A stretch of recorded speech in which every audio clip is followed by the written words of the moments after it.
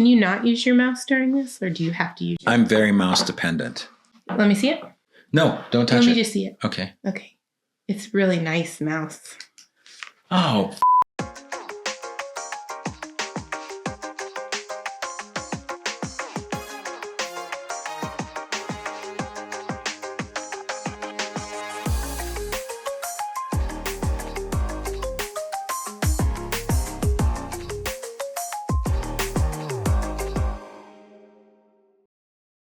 Hey everyone, welcome to today's episode of Behind the Signs. I am Joe, and I'm here with... Oh, that's me. I'm Liz. And in this episode of Behind the Signs, we're going to talk to you today about... We're doing actually a whole series all year about... So you want to start a sign shop. So we're kind of hoping all the podcasts this year sort of cover the whole process from getting started in the sign industry to choosing a brand, choosing your audience, and scaling your business, marketing, sales, buying equipment, maybe even all the way to the end. And how do you get yourself ready for an exit? So hopefully this series will be really helpful this year. Yeah. We've already had the pleasure of interviewing Mike, Mike Stevens, in our last podcast. If you haven't watched it, please do. He's got such great insight, from starting sweeping floors to owning a full fabrication installation shop. We're so proud of him, but his story is great and so inspiring and so helpful. Yes. Has a lot of good tidbits in there. And now this is just kind of our take on how we both started our sign company. And then next month we'll move to the next topic, which is Branding. Yeah. Yes. And then it'll grow from there, like Joe said. So anyway, well, we're happy to be with you guys today. Before we get started, wanted to just take a minute to thank our sponsors. Thank you. That's true. Thank you. No, we want to thank Printavo for all of the support that they give to this podcast, Behind the Signs. Printavo brings you Sign Tracker, Printavo, InkSoft, and GraphicsFlow, and also now Clarity. So if you're watching from the UK, you should check out Clarity. It's a great project management tool for sign shops based in the UK. It's European based. So in any case, check it out. They're a great crew. I've gotten to know them a little bit. I keep trying to work on my English accent to convince them that I should do trade shows over there with them. No, don't do that. Anyway, thank you very much to our sponsor, Printavo. Check out all the products on printavo.com, and you'll learn more. And there's links to Sign Tracker and everything else there too. So more importantly, thanks to you guys. Thanks for watching us. Yes, for sure. Just sitting here talking shit with each other. It's really fun. Yep. We appreciate you. We do. And we love the sign industry, and we love you guys, and know that you're out there working really hard. I'm convinced that... We love the sign industry? I do. We love it. I mean, I love all the good parts. Yeah. There are bad parts too, but it's so good. I mean, look, the sign industry is great. I mean, tons of creative people that do really, really good work. So, anyway, you've agreed with that, and now you've decided you want to start a sign company. Yes. You've decided not to run, which was our initial advice.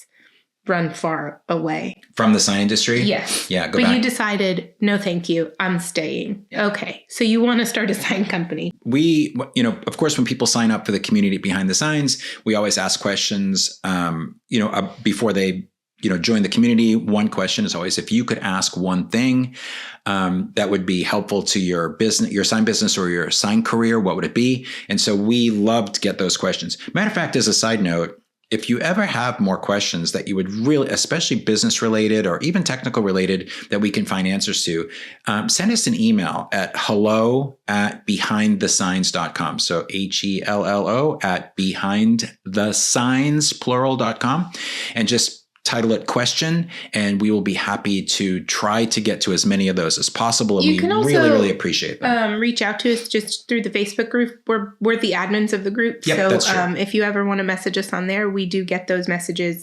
So today's question came from Alex. Alex is wanting to get started in the sign industry. So his question was, I want to run my own business, and I was wondering, what is the best way to get started? Number one, how do I register an LLC? So we'll talk a little bit about that. And lastly, what equipment should I buy? Which I think is a loaded question. So Alex, thank you for submitting that question. We appreciate you very much. What do you think, Liz? What's the first thing to start really thinking about? There's so much when you're starting a business, which is why we're kind of breaking it down. But if we're breaking down this question, I think it's important to just kind of like identify your why. right? Why are you entering this industry? What is it that you have? What are you bringing to the table? So why is this it for you? For me, I started Studio Zoe with my husband. That's the short story of a very long story, but I started Studio Zoe with my husband, and our concept was really bringing design back into the sign industry, we're a design forward studio. So my background obviously is 100% in signage. Growing up in a fabrication shop, thanks a lot. Anyway, and have you worked that out with your therapist? Oh no, she's on retainer.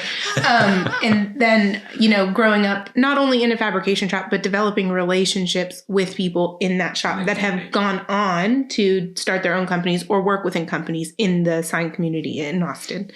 But for us, Russell's background is graphic design, and he worked for a very large corporation and did a lot of, towards the end of his career there, he did a lot of their events or like in-person events. I don't remember what they called them, experiences, I guess, but he'd have to end up doing a lot of signage. Mm-hmm. And what blew his mind as he was working with sign companies, I was not in the sign industry at the time, was that people just didn't want to think outside of the box. Mm-hmm. So designers would have this great idea. And I know a lot of you guys right now are going, oh God.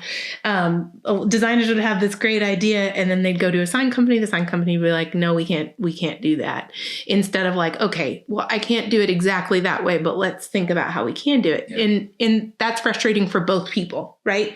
It's frustrating for the person that's designing it, but it's also frustrating for the person who has to fabricate it. And you're like, that's not possible. In comes Liz, who sees it both ways, right? Like, okay, that isn't possible, but we can achieve a very similar look by doing this thing. And in the sign industry, that was hard to come by. A lot of the reason for that was people didn't charge for design. Mm-hmm. Back when we started, that really wasn't the norm. And the problem with that is you're spending so much time trying to design these signs. And then what happens if you don't sell it? Well, if you haven't charged for design, you've just wasted all that time, and time is money, baby. Yeah. So like for us, we thought, wait a minute, like we can be this middle studio, right? That sits right in the middle of architecture firms, interior designers, with our base of knowledge is design. But then also we know how to fabricate things. We know how it works. So being able to put those two things together, we're able to be kind of the in-between. We speak both languages, right? We speak design, we speak fabrication. And so for us, our why was, let's bring design back into signage. Let's make it, let's bring it forward, front and center of signage. So that was our why. We saw the need for that to come back into the sign industry. And I think it's just, important everyone has a different why. Yeah. So what's yours? What was yours? Mine why was not quite as complicated as yours. My why was I had 3 kids, and I was in college and I was broke, and that was my first jump into being self-employed. I was actually, to go way back, I was actually cleaning doctors' offices, and at night while I was going to school all day. And then, after one of the doctors asked me if I could give a quote in a second office, I realized, oh, hey, this is a great way, being self-employed and being able to be my own boss and to be able to drive my own income, because my income doubled after I gave him a quote on the second office. Well, fast forward, I sold that business, had 100 employees, and moved to Texas. And I kind of fell in love with the marketing side of what I was doing as a janitorial contractor. But and the freedom that sort of came along with owning my own business. And so I decided I was going to get into advertising. And after applying for a ton of jobs, realizing I had almost very little, I had no formal training, and my only experience was my own company, I ended up taking a job in sales at a media company, which was actually a dumpy little sign shop. It was a dumpy little sign shop. And I've probably told you guys this story before, but I was there 3 months, and there was no organization whatsoever. There were no systems in place. There was nothing. And so I found myself kind of really frustrated trying to figure out the business and figuring out how to get my jobs in. So for me, the why was I already missed owning my own business. And I knew enough about the sign industry to be dangerous. And so I decided that I could do it better if I left there. And I partnered with one of the sales reps there, and we broke off and started our own company called Sign Tech International. And I guess my why back then was, and it was a lot of work. I mean, it was so many hours. We were working and calling and selling all day. And then, and then basically at night working on organizational systems and all that. So it was a lot of work. But for me, my why was I just love being self-employed, and I love the creative side of owning my own business.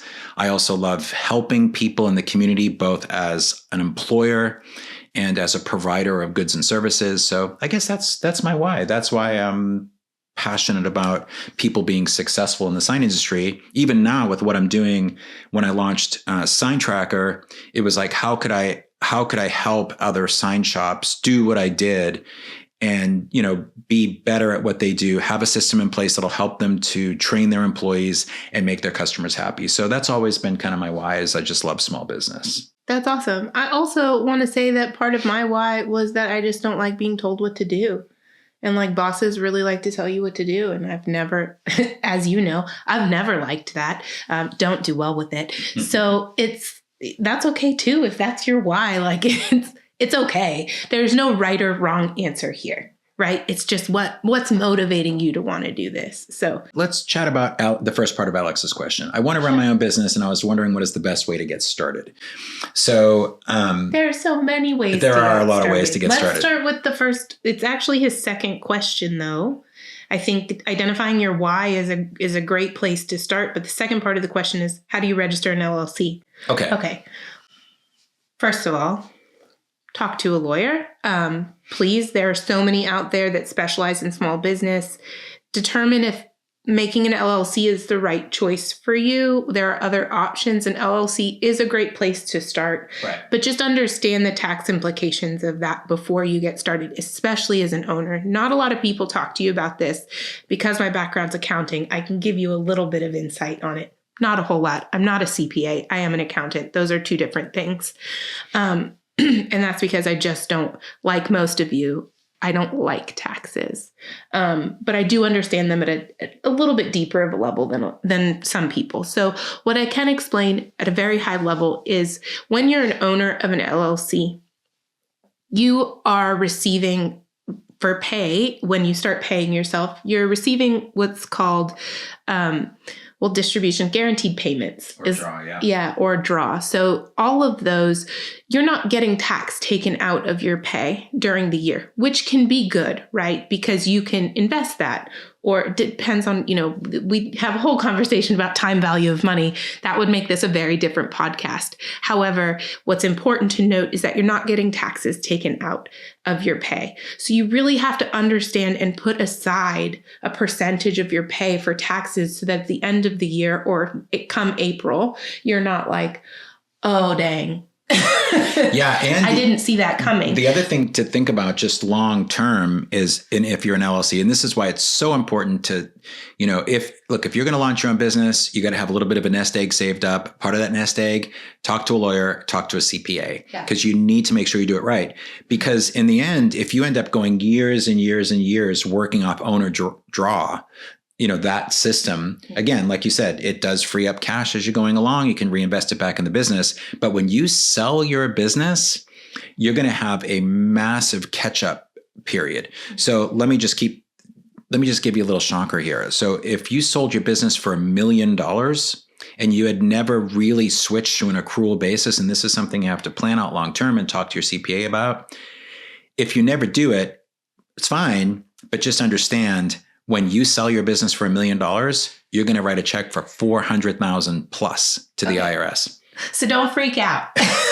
You're like, oh my gosh, man, I'm just going to keep my day job. The thing is, like, for example, I own an LLC that's taxed as an S Corp, right? So I save a little bit in my self-employment taxes. Really, that's all it saves. But that's that's a good 10%. Like it's nothing to shy away from. So during the year, as if you're an LLC that's taxed as an S Corp, your pay as an owner is W-2 pay, just W-2 income, just like you pay an employee. It's the same protections as an LLC. So the protection of an LLC in a very general sense, because I'm not an attorney, but the protection of an LLC is really just, it takes away some of the liability from your personal liability. So if something happens with the business and someone sues the business, they can't go after your personal assets. That's the general protection of an LLC. There's more in there. Again, not a lawyer. But the thing to note is when you're taking guaranteed payments as a form of pay from your LLC, also note that you have to pay income tax on the income or profit of the business.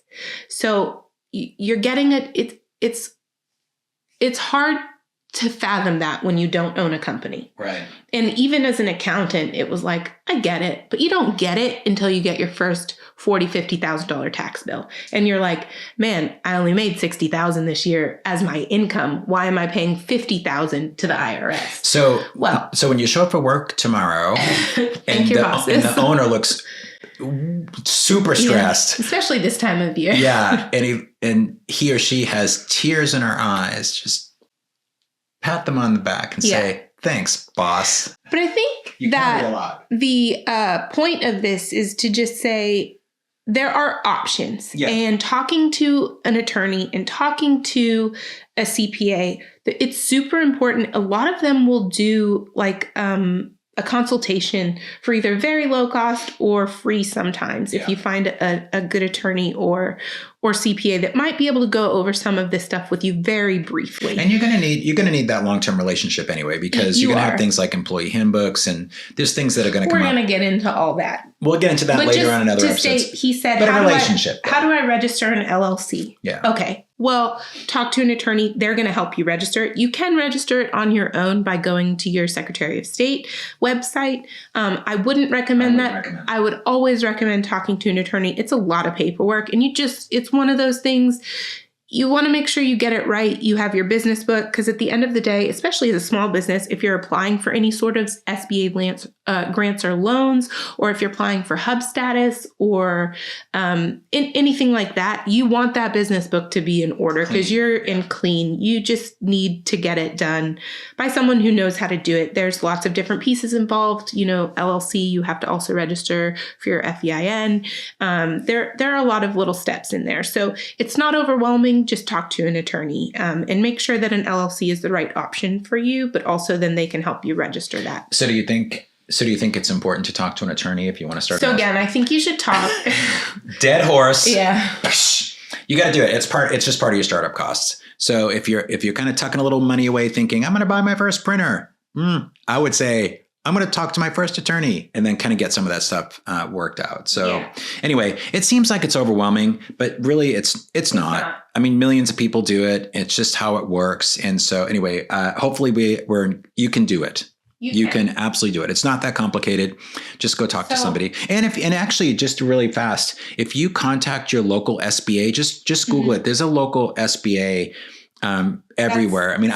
Small Business Administration. So SBA.gov.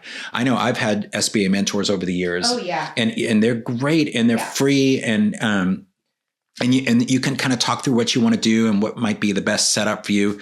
If you want to kind of dip your toe in the water first before you just drop a few grand on an attorney, start there. That's also super helpful as well. So helpful. And wow, what a great resource. I forget about it now, but when we started, that was definitely a resource we used. Me too. And the nice thing about that, I'd mentioned like Hub, but you can also just register as a small business with your local government. And that's great. for generating leads, Yeah. because a lot of people have to use a certain percentage of either hub status or small business.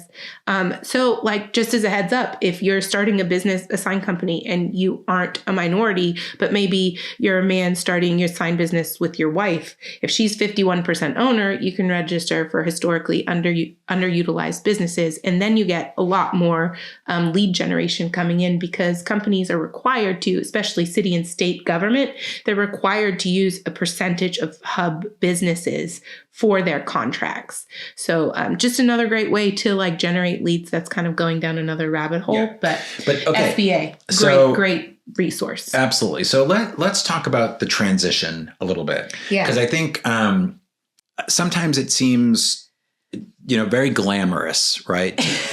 to start your own business. And it is. I mean, there's nothing about this talk that we want to be, we don't want to discourage you in any way whatsoever from starting your own business. We have jokes, but we are both entrepreneurs. Yeah. Like, we just have jokes because it's how you get through the day, and that's our personality. But when it comes down to it, I mean, small business that's where it's at. Yeah. If it wasn't the sign industry, it'd be something else for me. I would never go back to just working for someone. Although technically I have my first real job in my life, Yeah. How has that been for you? Good. I like it. Having people tell you what to do. And tell you when your meetings are. I kind of see myself more as, I do have a lot of meetings, I will give you that. But I kind of see myself more as a collaborator. So I like that. There's still the creative process in what we're doing. And because it's even though it's way bigger than Sign Tracker probably ever would have got to by myself, it is still a very entrepreneurial organization.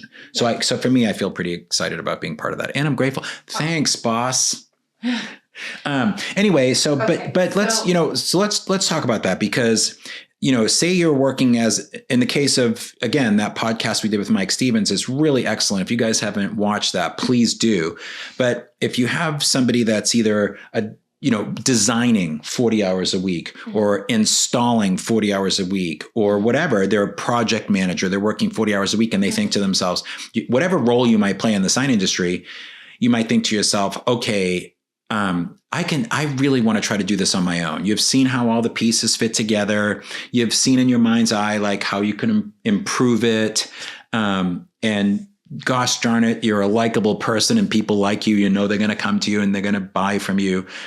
But you got to transition from working 40 hours a week, which already can be kind of exhausting depending on what you do.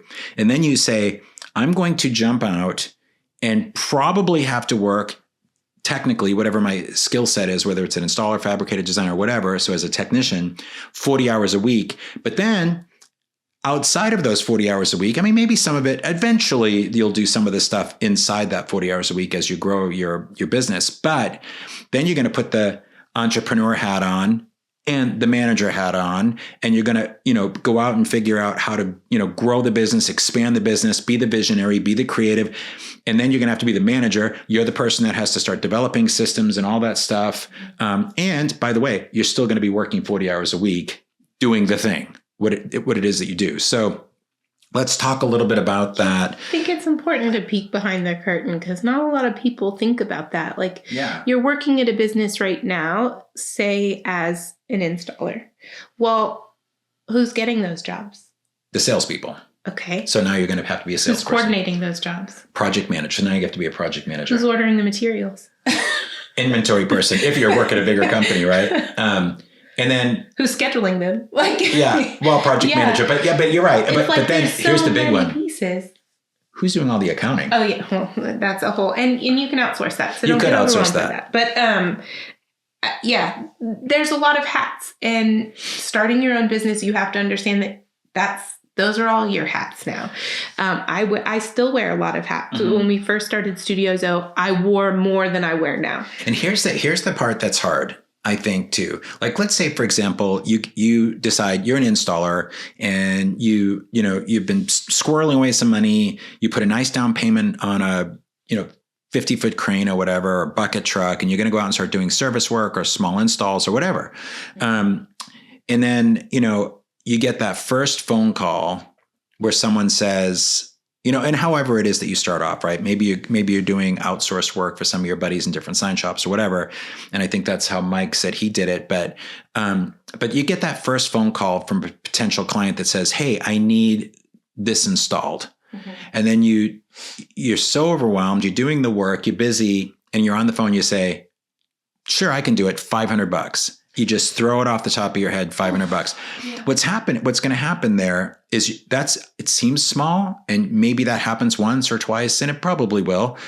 But if you continue to go down that path without stepping back and taking the official time, the real time that you need to do, let me rewind that. Taking the real time to produce an official quote, the time that you need to really calculate materials, labor, travel time, whatever. Mm-hmm. And then you're not paying attention to whether you really made money or not on that job. And then you do it again. You rinse and repeat. Then you might find yourself, a couple of months down the road or a couple of years down the road, and you can't figure out why your business isn't successful, why you haven't grown enough to hire people.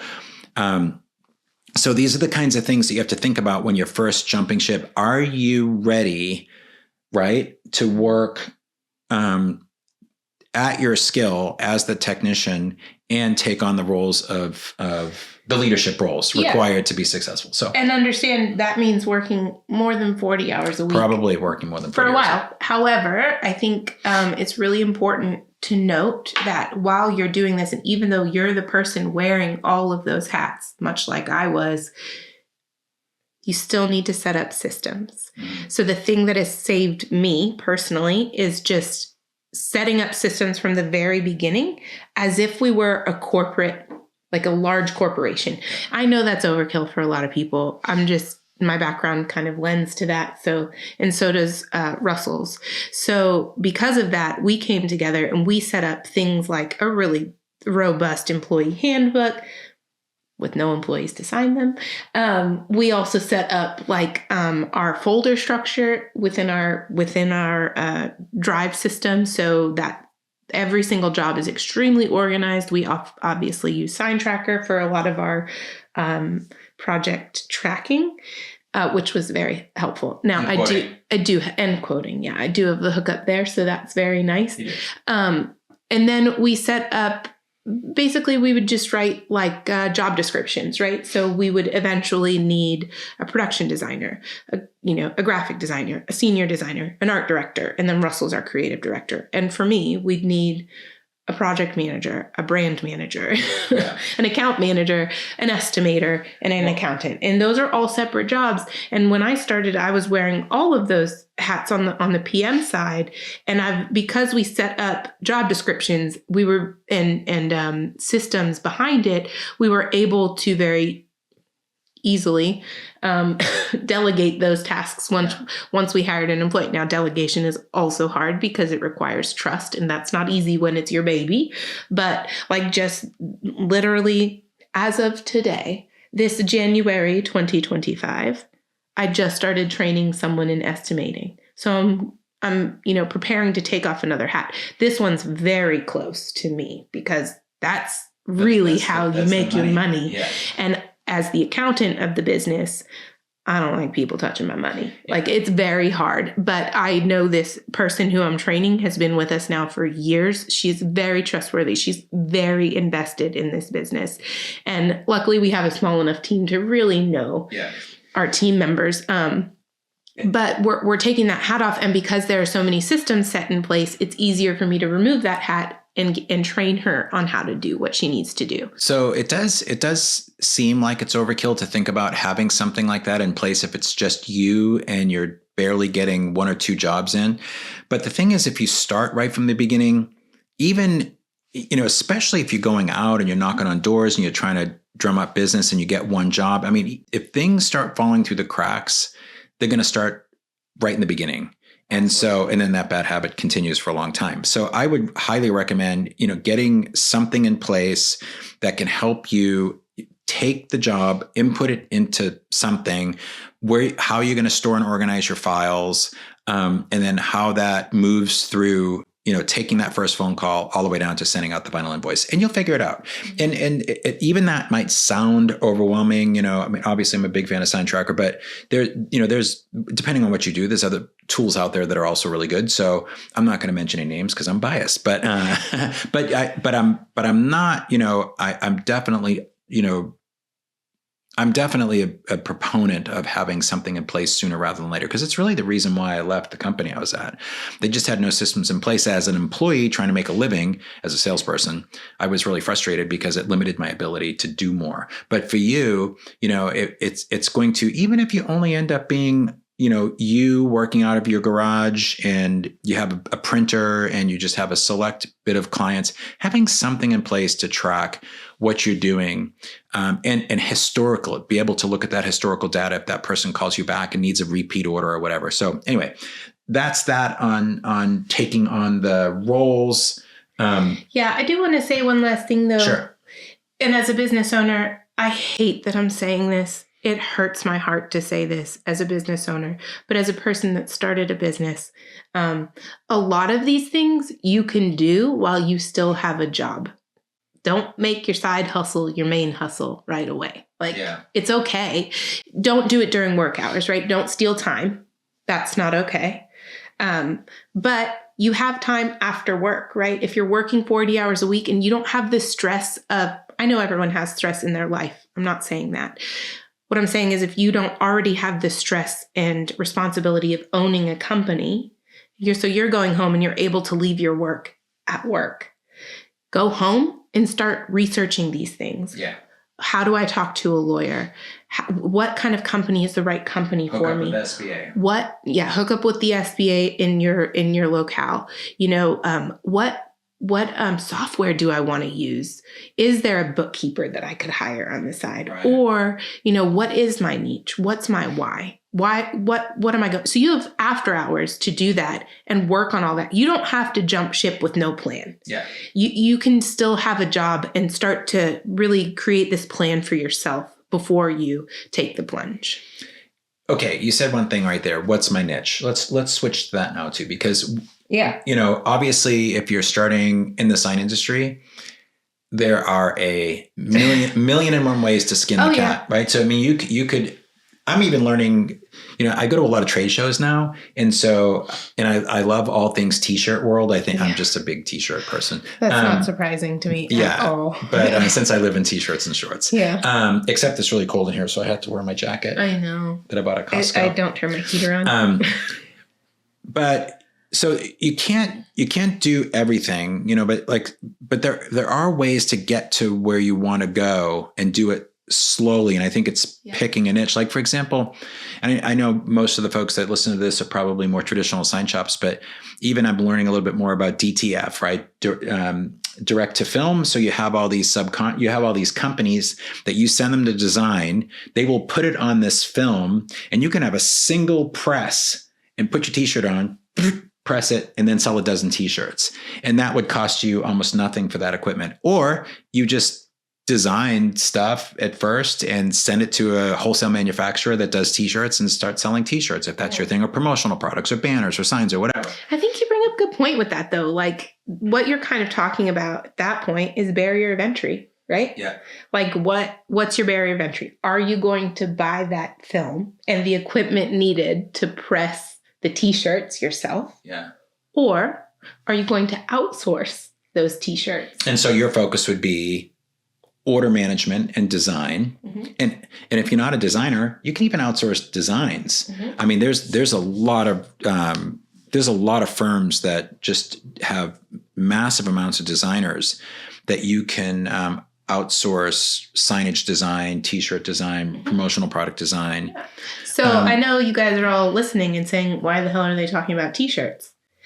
It can be anything. It can be anything. It's the same. Yeah. So I think it's a matter of like, for you guys, you focused on design, right? So when I started Sign Tech, we focused on national accounts. Because for me, that just seemed like a better way to go because I didn't have to worry about local installs. I was subcontracting out the installs. So what we did... the days before the Wayfair case. Yeah. What a beautiful life. I mean, what we did was we... When my business partner and I started SignTech International, we decided that we were only going to do national retail chains and channel letters and probably like pylon panels and stuff. But that was all we were going to do. Mm-hmm. And so we got our first account and then we ended up, we would hire subcontractors all over the country. Mm-hmm. And then as you're kind of learning to solve the problems as you're building that first niche, you build systems and forms and all that kind of stuff around it. But, for us, like we were working with a local fabricator that was fabricating and creating the channel letters and then shipping them to installers all over the country that we would subcontract out the survey work, the permit work, and the install work. Mm-hmm. And then we would bill the client for all of it and make a little bit of money on the margin. But that's all we did for the first year. The thing is, focusing on that niche for a year makes it so much easier to set up systems. Like you really get that down pat. It did. And then what happened was we started some of our national accounts were installing locations in local retail centers. And so then we, started building slowly but surely relationships with property managers who were referring us to new tenants. And then our local business grew. And then the rest is history. Over 10 years, we grew it to $10 million. So sure. And for us, our niche, as we already kind of talked about, was design, right? And our design goes both ways. We can sell design, signage design to the end user.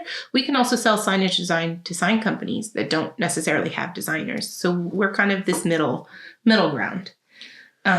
So I think, and it was a niche. Yeah. So I think, depending on what you do or where you guys want to get started, pick a niche and double down on it. A niche? A niche? A niche. A specialty. Niche. Whatever. Niche sounds so much fancier. It does. Okay. But you can't be all things to all men right out the chute. No, you can't. You can't. And you'll be spread too thin. But if you do, absolutely. But if you do start to grow, a client base and they're consistently coming back to you, then you can start really expanding your offerings, right? Because then it becomes a lot cheaper to sell more things to the same people than it does to get more people to sell just that one thing. So there is going to be a shift at some point. But if you become really, really good at doing one or two things, maybe banners and yard signs or whatever, then people will start asking. Like there is a friend of mine, and her and her husband. They're up in the Midwest, and they owned a t-shirt shop. They own a t-shirt shop. And pretty much that's all they did, t-shirts. They had a bunch of the equipment to do t-shirts, but customers kept asking, hey, can you do banners and yard signs? Mm-hmm. And it was the same customers they already had a great relationship with. And they finally said, sure, we'll do it. And we were talking about it, and I gave her some resources on where to outsource that stuff. And so now their business is blowing up. But first, it was because they built these, really trusted relationships from their clients to them and vice versa, whatever. But and then their clients would just, they didn't want to have to deal with other people. They wanted to deal with them. And so that's what I would suggest when you're first starting off. Just start small, powerful, but start small and do a few things really well, because then people will love you. And people, focus what you do on well. Yeah. Yeah. And at the end of the day, a successful business, yes, it's customer care for sure. Number one. And also making sure you're profitable. That's probably number one, because every company does deserve to make a profit, yeah. But happy customers and just people in general, human beings like dealing with human beings they like, and so anyway. You bring up kind of a good point though, and we've touched on it a little bit, we've hinted at it, but we have gotten this question in some form or fashion so many times. You heard me talk about or mention, to Joe, barrier of entry. So it's even part of Alex's question from the beginning, the last part of his question.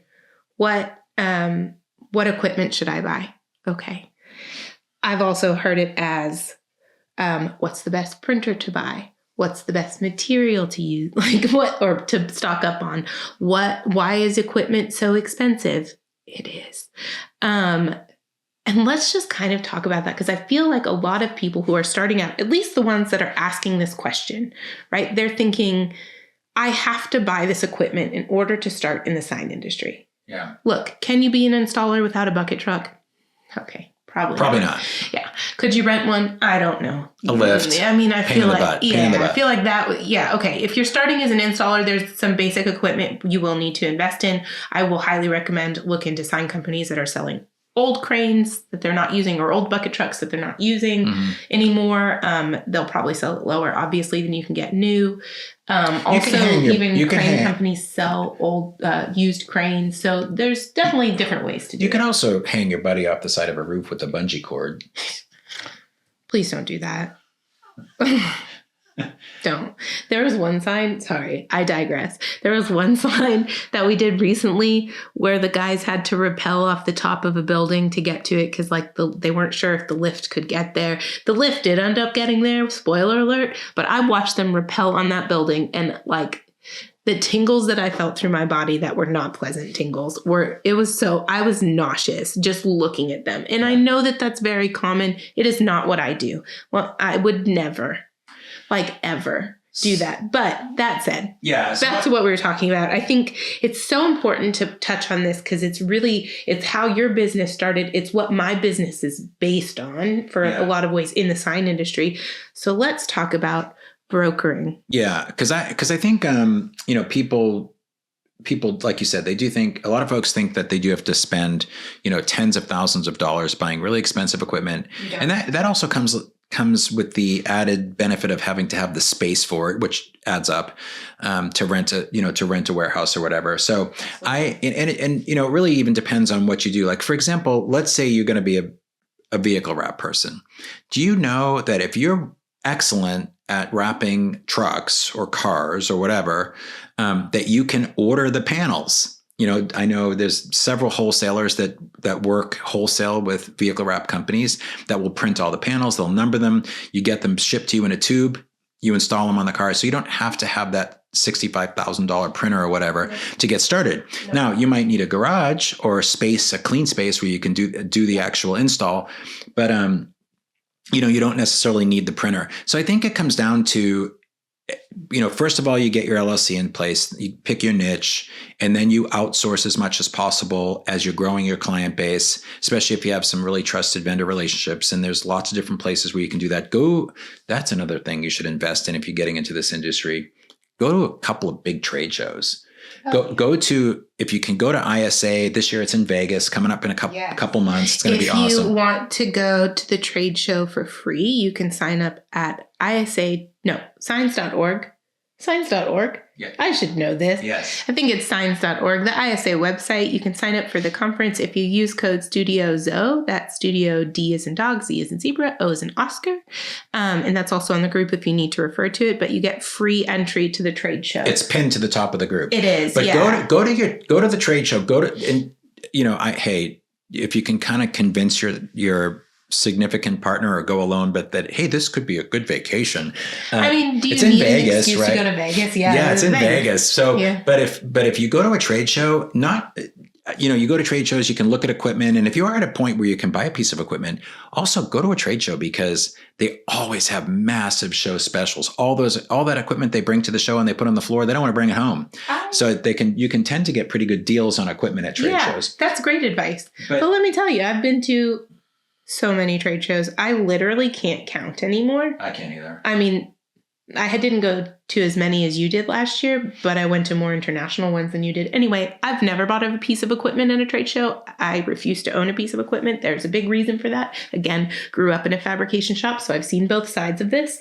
Yeah. That said, what I do at trade shows is there are so many wholesale vendors where you can buy turnkey signs for them. So even let's say you're a print shop and you want to start getting into exterior signs or some other product that you don't have the equipment to make, but you already have equipment for other things. You don't have to limit your offerings to only what you have for equipment.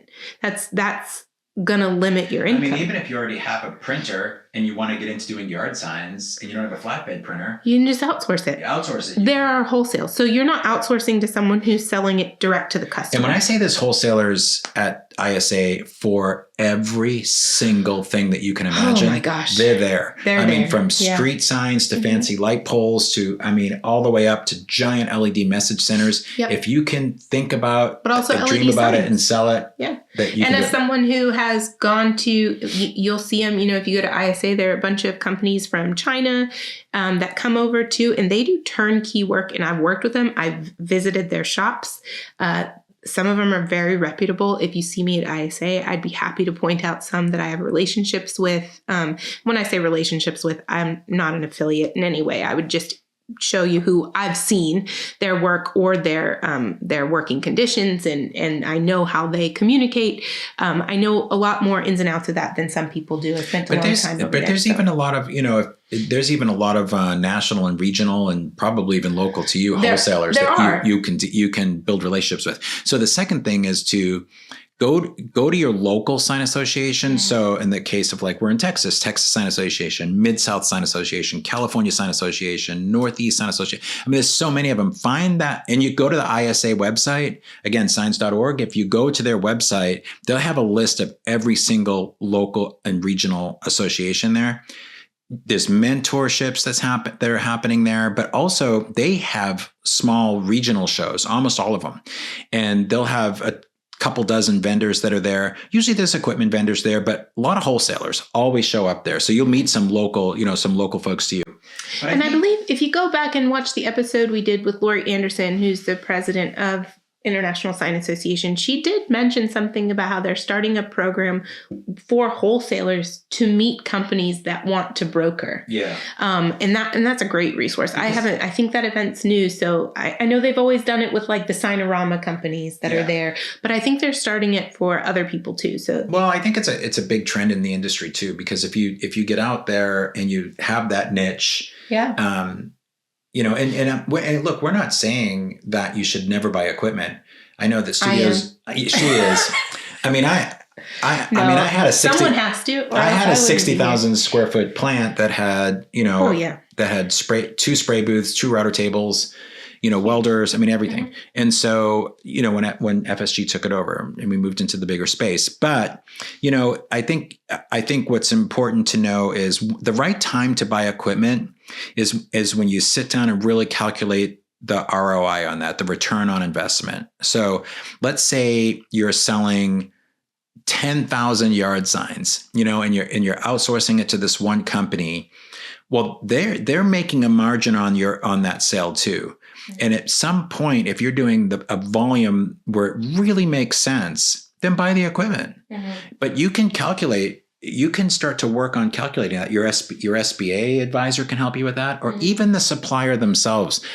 Talk to them ask some hard questions, get some referrals. I'm going to buy a flatbed printer. Talk to the person that's selling you. They're just going to tell you, this is the greatest flatbed printer in the world because they want to make the sale. But if you start asking them, how many, 18 by 26 inch single-sided yard signs do I need to sell a year to pay for this thing and actually make some money too? Mm-hmm. And then calculate in maintenance and all that kind of stuff. And look, at some point, you're going to buy equipment if that's the path you choose. You want to get into manufacturing. You want to have some control over manufacturing. Mm-hmm. But I think there's a lot of things you can do to work on starting a very successful sign shop. And you can do it without having to drop a zillion bucks, right? Yeah. Yes. You can. Yes. So we're encouraging. There's so much that goes into opening a business. It can be overwhelming. I'm not going to sit here and lie to you that it's not overwhelming, but I'm also going to say it's worth it. I mean, the hard work and dedication, it's so rewarding knowing that at the end of the day. Yesterday, I had a conversation with a partner and he didn't know I was the owner of the business. And he was like, oh, wow. And then before we'd even gotten there, he was saying such nice things about working with my company. And it's so rewarding when you hear that. And he didn't know I was the owner. He was just saying it because he likes our company. And I would say, look, if nothing else, the takeaway from this, I know we dropped a lot, on you, and some of it that makes you want to maybe feel like you want to, poop your pants a little bit. I just want to encourage you. It is so rewarding. You can do it. Take baby steps. There's going to be just even taking a baby step into owning your own business is actually a giant leap of faith. Mm-hmm. And so we're very proud of you for doing that, but you can do it. Yeah. And you have what it takes to do it. You have the skills that it takes to do it. You'll, as long as you're willing to embrace what it means to be a leader and learn about what it means to be a leader, you'll grow in that capacity too. It's challenging, but it's rewarding. I guess lastly, there's a really good book I'd like to recommend to you guys, and it's called E-Myth Revisited. You can get it on Amazon super cheap, but I would get that thing and make it your holy Bible the first few months. But it's by Michael Gerber. It's kind of a standard, but it just talks about all these different roles from technician to manager to entrepreneur and so on. So I think you'll like it a lot. It's a pretty easy read, and I think it'll kind of help clarify some of the things we've talked about today. So anyway, thank you for hanging out with us today. Lizzie, you got any last thoughts? Yeah, I think just, if you haven't already, like we said, take the time, listen to the Mike Stevens episode. It was our last episode. Yeah. He talks about his experience in starting a sign business, going from working in successful. But going from working in sign businesses for a very long time to owning one now. And then, our experiences, but be sure to follow along this year because we're going to keep going through these kind of in smaller baby steps than we did last year. Yeah.